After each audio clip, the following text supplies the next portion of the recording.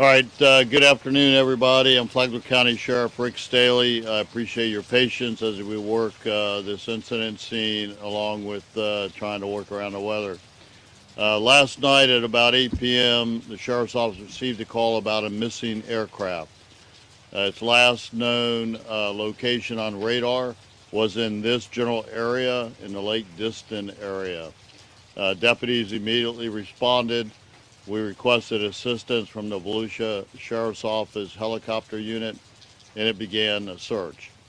We had a pretty big area to search because we didn't really have an exact location. It dropped off the radar at about 900 feet high, and we were told it was descending rapidly. Through the investigation, we determined that the aircraft had left Sebastian Municipal Airport on its way to the Palatka Municipal Airport, and it was a 2012 Cessna 208 Caravan, which is typically used in parachute jumps.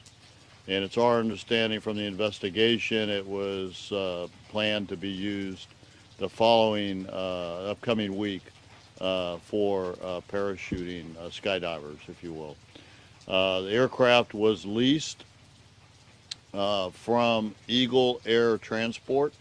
Their home base is in Chicago, but the aircraft in this particular case had been moved to Sebastian Municipal Airport.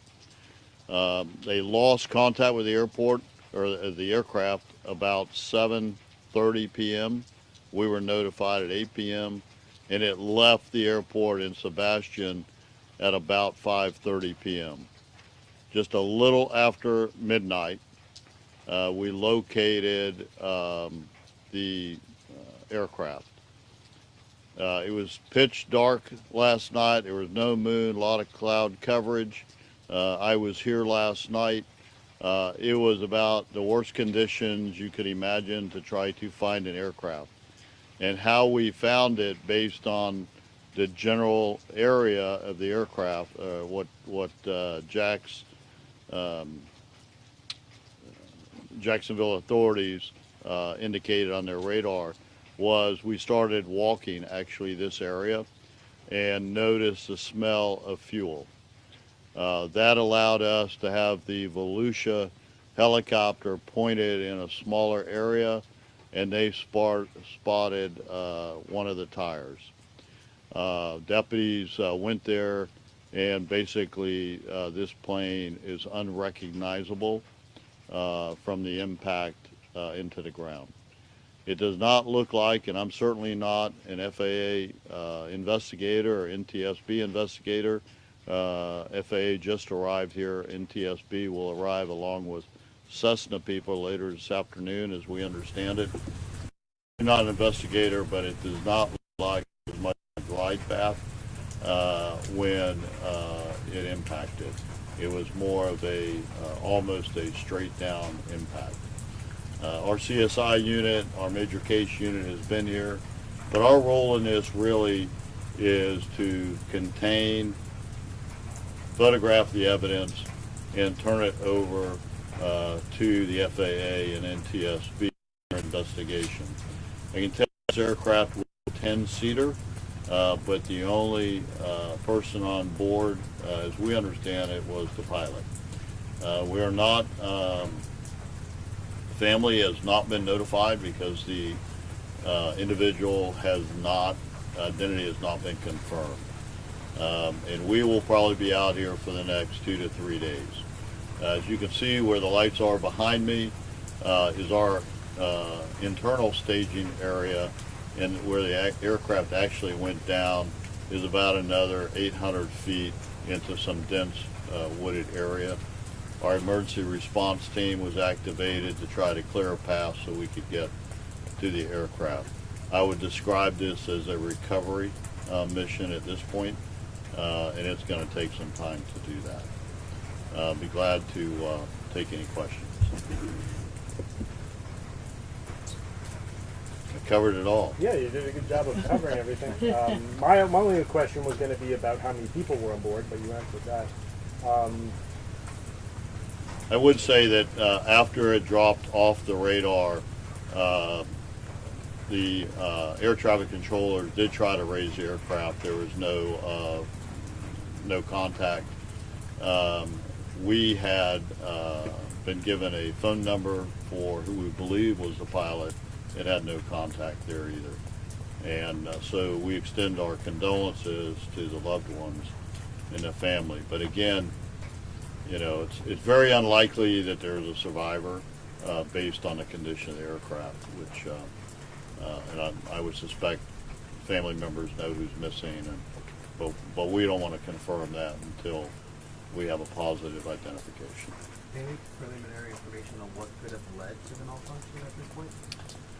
Well, you know, when a private plane, if you will, goes down, usually one of the first things that you look at is fuel. But we know, and I was back there a little while ago, there was plenty of fuel on board based on the smell. And we have Florida DEP here also for any contamination of the soil. So we know it had fuel. We were told that it filled up to the max fuel before it left Sebastian. Been a mechanical issue. That's really up to the FAA and NTSB to determine. And as you know, those investigations take months. And the way this is destroyed, you know, it's going to take some time. These smaller aircraft do not have like a black box, so you have to look at the technology that's on the plane and stuff and tell you.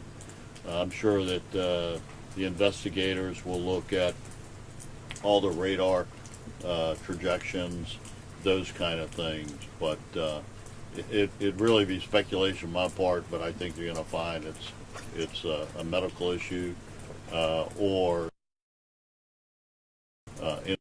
involving the aircraft technology on board. So male pilot was the only person who was on board of the thing. Correct. The pilot was the only person that we believe was on board. I haven't identified his sex either. I guess I just did because I said his sex. But again, until we can properly identify, and that's going to take some time.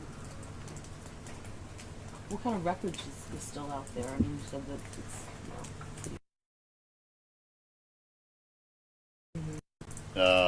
That's fairly significant, but our public affairs office does have photos that he is going to send to you when we're done here. Two of those photos that you'll see, it was from last night when we first found the wreckage, and two from today when we had sunlight. Basically the same photos, but you just see the conditions where this craft went down. Was there a fire or anything, an explosion that seems to have happened? There is no indication of any fire. There wasn't really an explosion like a bomb would go off or anything like that. But because of the speed of the impact, there's a debris field. All right. Well, thank you very much for coming. As we have updates for the FAA and NTSB, they may do a press conference or an update later this afternoon, but they are flying in because of the Daytona 500. They couldn't find flights, so they're having to fly into Orlando and then drive up. So by the time they do that, they're probably getting some traffic around Daytona too. So FAA, as I mentioned, just arrived.